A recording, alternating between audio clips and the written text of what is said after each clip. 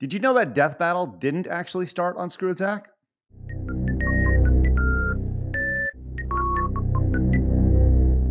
Hey everybody, I'm Craig. You may recognize me as Stuttering Craig from way back in the old internet days. Glad you guys are joining me today, and thanks so much for finding my channel. Man, we are growing like a weed. If you are new, make sure you guys hit the subscribe button, and come on, join us. Where are you, subscribe? There you are. Hey, good to see you. Thanks so much for joining us, subscribe button, and thank you for joining us. We have blown past 25,000 subscribers. We were just at 20,000 last week. It's crazy. Great job, guys. Way to go. Okay, so today we're going to be talking about Death Battle. Now, Death Battle is a show that got its start not on ScrewAttack. And before we get actually started on anything, I want to let you guys know that I don't claim that I started Death Battle at all. Death Battle was started by Ben Singer, Ben, the showrunner, high school Ben, as you guys, the ScrewAttack fans, would know. And I'll tell you this, I'm going to tell you as much as I know up to the point that I can talk about, because I don't know about Death Battle the last 5 years or so. I don't know about the branded channel of Death Battle. A lot of you guys know the end result of Death Battle essentially taking over the ScrewAttack brand name, and I can't really speak about that outside of, I'll give you everything I have up to that point. So let us begin, Mike Stan. Thank you very much. Okay, so I actually had to go back and look at this and do a little research before I got started. Research? Yeah, it's crazy. But Death Battle was actually the result of Ben bringing a new show to me called Who Would Win. I actually remember sitting in my office and him showing me some of the Boba Fett versus Samus first episode of Death Battle. Now, if you recall, the first episode was just literally him keyframing every single sprite. He found some sprites and he keyframed the movement of each one of these characters, and it was really janky, but at the same time, it was like the most amazing thing I'd ever seen. He's like, well, what do you think of this? And I was like, holy crap, this is the best idea in the world. And it was the best idea in the world. I mean, Death Battle is an outstanding idea. The show concept is brilliant. At the time, there was a show called Deadliest Warrior on Spike TV, and it was insanely popular as well. It was one of their most popular shows. And we kind of had the same audience. So I was like, well, that makes a lot of sense. Let's do that. I mean, that makes a lot of sense to have a show very similar to that. And I remember thinking like, oh, people are just going to see this as like a Deadliest Warrior knockoff. But we try to do our own thing with that. And I remember Ben bringing it, and he's like, well, I don't have a name. We're just called Who Would Win. And I was like, well, that's a really, I remember sitting in our office and like, that's a really stupid name. we can't name a series Who Would Win. And I remember, I think it was me and Chad and Ben sitting in the office. And at the time, I don't think Chad really had a whole lot to do with this series outside of being Boomstick. But Boomstick wasn't really Boomstick at that point either. But we sat down, and I remember being like, well, it needs to say, the show needs to say what it is. And then I was like, well, it's a death battle. That's what it is. It's a death battle. And that's how the name came to be. It was, I think I just casually mentioned it. I was like, well, that's exactly what it is. It's a death battle. Let's call it what it is. And the name actually stuck and still sticks. It's a phenomenal name, and works really well. So we actually premiered the show on a now defunct network that was run by Discovery at the time, called Revision 3. Does anybody remember Revision 3? Probably not. They kind of went the way of most video networks at the time. YouTube essentially killed it. It was a place where you found original content, and then eventually everything moved over to YouTube from Revision 3. They had a bunch of really great shows on their platform. So Revision 3 paid us to produce Death Battle, which was amazing. So we had been working with the Game Trailers at the time, IGN, and Revision 3. Three pretty big names in it. And I actually wanted to pull this up. I found the press release that was sent out from this, and it talks about, it gives you all the standard stuff. But I read the last quote, and I was like, man, this is the best ScrewAttack quote ever for something talking about a series. And so I said, Death Battle is a show that is all about kicking ass, and we think people will be talking about what happens in each episode for a while, said Craig Skistimus, program director at ScrewAttack. Ultimately, we want people to be so entertained by Death Battle that whatever they thought was entertainment before watching it will no longer bring them enjoyment. Like, what an amazing statement. Wouldn't you want to watch a show after reading a statement like that? I think that's so great. So Death Battle obviously grew and evolved over the course of time. It started off as this thing that Ben did pretty much by himself, wrote and scripted it, and Chad came in and he was Boomstick. And if you listen to the first episode, I remember Wiz and Boomstick, the two hosts of the show, they sounded pretty much identical. He wears the most badass spacesuit ever. That's no ordinary spacesuit, Boomstick. And it was fun to see those characters kind of change over the years and where Ben and Chad would take those things.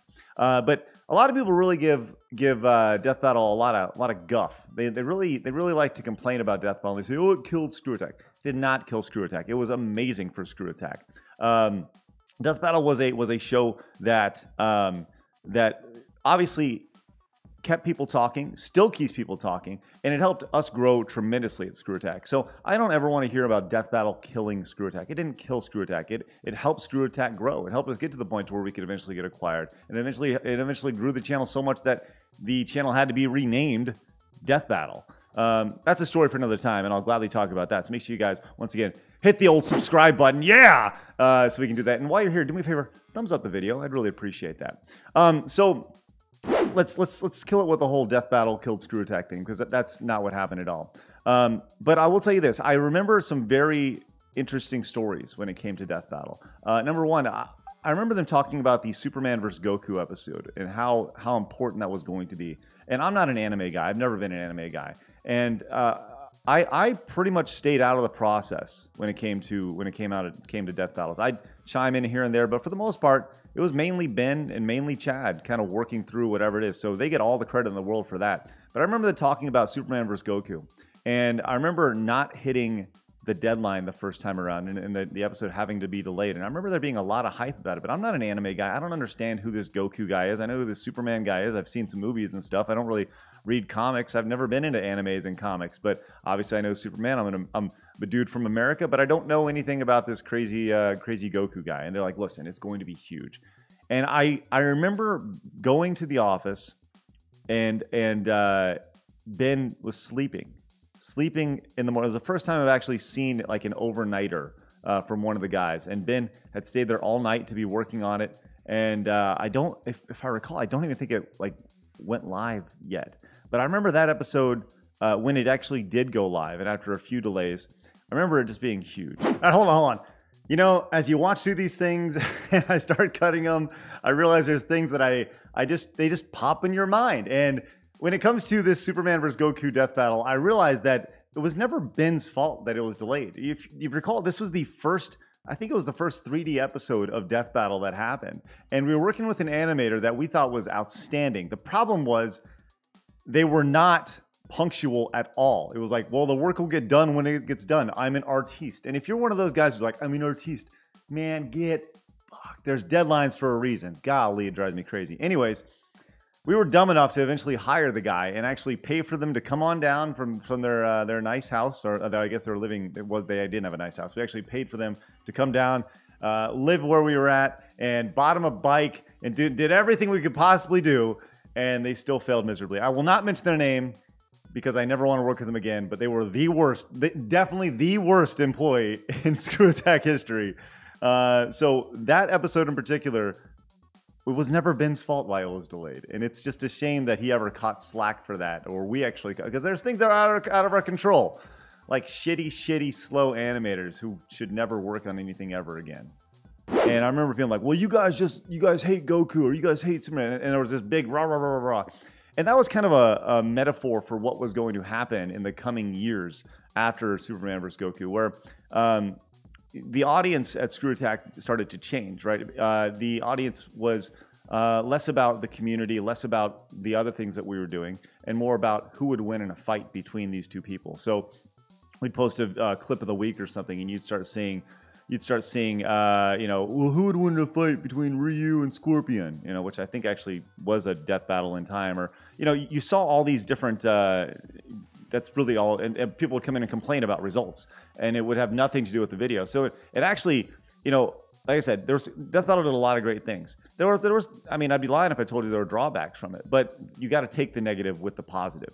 I would definitely take those negatives to go along with it. So it was pretty crazy to see the results of the episodes, because it was definitely very quickly became the landmark show on ScrewAttack. I also remember there's some interesting situations with copyright, where we were worried about using certain characters, or specifically brands were worried about us using their characters. There was an opportunity, I believe, with Capcom where somebody was, where a brand had worked with Capcom and they were interested in doing something in Death Battle, but there was always the thought like, look, if you're going to have your character associated with this show, you need to give us the creative freedom to do whatever we want. Listen, if there's if Ryu's going to fight whoever, like Ryu has to be able to die. That's part of it. It's a Death Battle show. Ryu just can't not win. Or if he dies, he has to die a horrible death. And I remember, I believe it was Capcom who was like, yeah, Ryu can't die like that. And he won't die like that. So not to throw shade at Capcom, I totally get it. You gotta respect your brand and your characters and all that stuff. But at the same time, it's like, this is an internet show. You know, just kind of have some fun with it and enjoy it. And I think people would actually enjoy seeing that other side of the character. And there are a few situations like that where you know, that happened. Now, obviously, like I said, you know, I left ScrewAttack in 2016, and shortly after, I think maybe 18 months later, something like that, I don't know, maybe a year, I remember getting a call from Chad a few weeks prior to them essentially shuttering the ScrewAttack brand and giving me a lead on that it was going to be happening. But that is a story for another time, which I would love to share. So once again, if you are new, make sure you guys subscribe to the channel for more of the stories. And if you guys do like these behind-the-scenes stories, make sure you give this episode a thumbs up. I have lots of more stories. It's called Story Time with Craig. It's a playlist on the channel. You can also watch me react to classic ScrewAttack videos. I'm also going to be doing some other classic internet videos as well on the channel. So hopefully you guys hit the subscribe button. We can continue to grow, blow past 25,000. Maybe at a 30. Who knows? Who knows? Day by day. Tell your friends about what I got going on over here. It's great to see you guys. Thanks so much for joining me. I'll see you guys once again Monday through Friday, noon Central Time, new videos. Premieres Monday, Wednesdays, and Fridays of the new videos at noon Central. So I'll see you guys tomorrow for a brand new video. Bye.